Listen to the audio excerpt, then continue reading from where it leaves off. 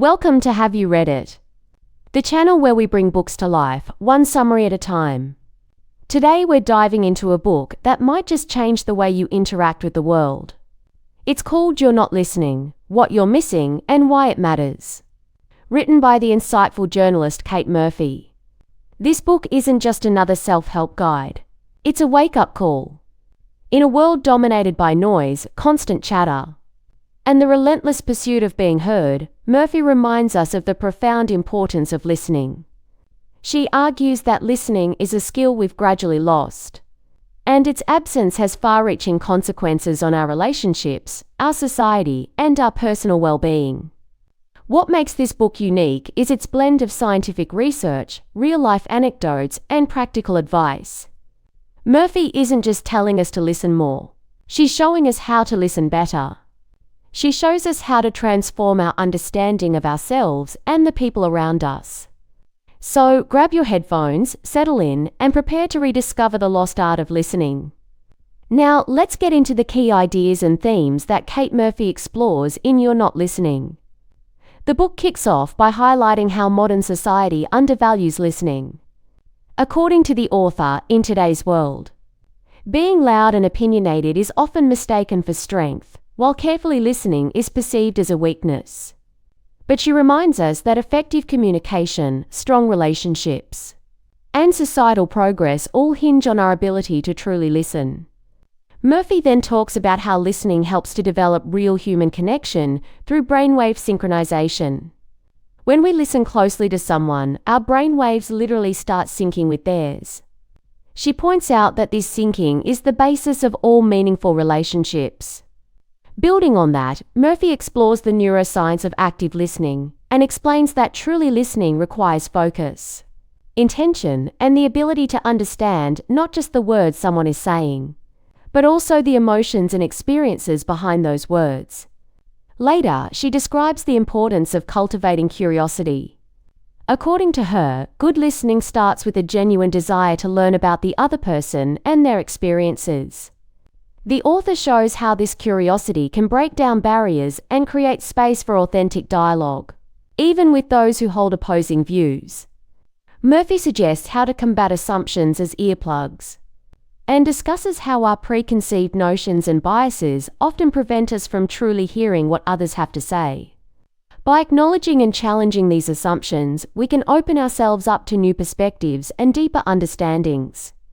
The book also tackles the tone-deaf response, which is why people are more willing to talk to their dogs.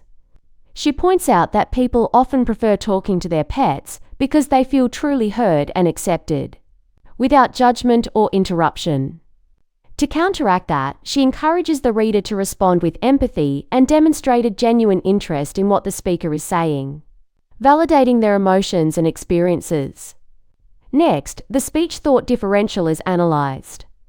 Here, Murphy addresses the challenge of staying focused when our minds can process information faster than someone can speak.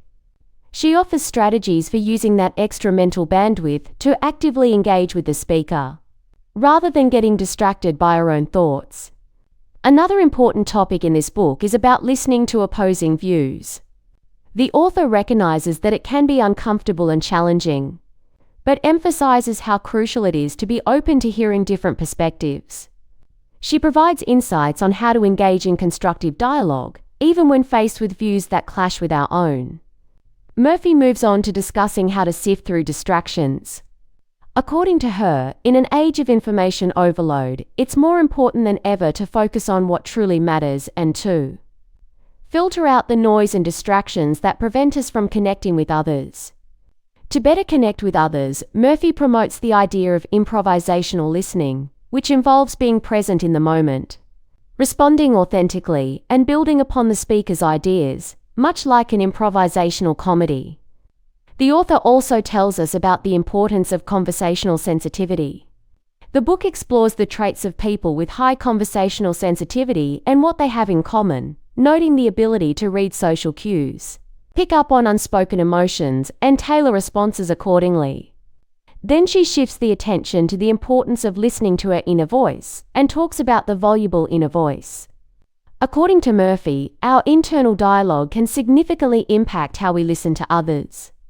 By becoming aware of our inner critic and cultivating a more compassionate inner voice, we can approach conversations with greater openness and empathy. Lastly, You're Not Listening emphasizes the importance of supporting conversations, not shifting them. She challenges us to resist the urge to interrupt, interject, or steer the conversation back to ourselves. Instead, she encourages us to create space for others to share their thoughts and experiences fully, fostering deeper connections and mutual understanding. Here are the key takeaways from You're Not Listening.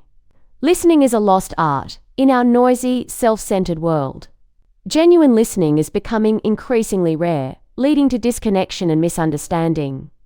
It's more than hearing. Listening involves engaging all your senses, processing information, and understanding the emotional context.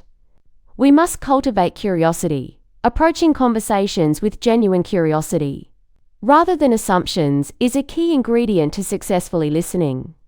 Challenge your assumptions. Recognizing and overcoming biases and preconceived notions can significantly improve listening abilities.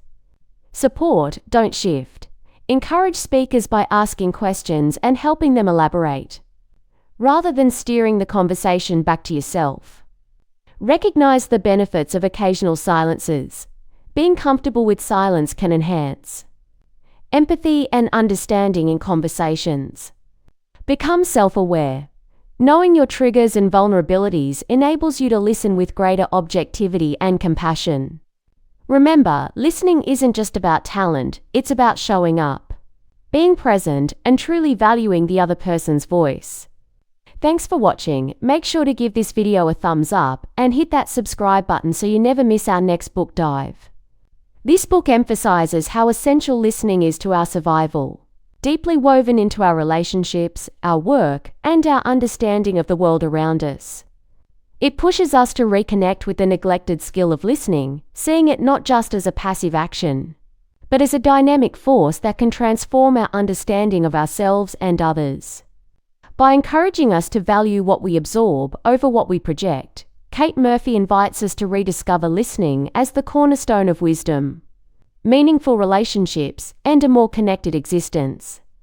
This book is a call to action, encouraging all of us to put down our megaphones, pop those earbuds out, and tune into the rich narratives that surround us every day. Listening is the engine of ingenuity. It's difficult to understand desires and detect problems, much less develop elegant solutions, without listening. To listen does not mean, or even imply, that you agree with someone. It simply means you accept the legitimacy of the other person's point of view, and that you might have something to learn from it.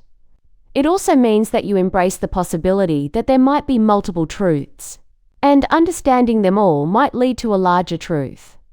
Good listeners know understanding is not binary. It's not that you have it or you don't. Your understanding can always be improved. That's why I'm giving this book a 5-star rating, a real eye-opener. With that said, I encourage you to pick up You're Not Listening by Kate Murphy. It is a thought-provoking read. It's not just about improving your conversations. It's about enriching your life.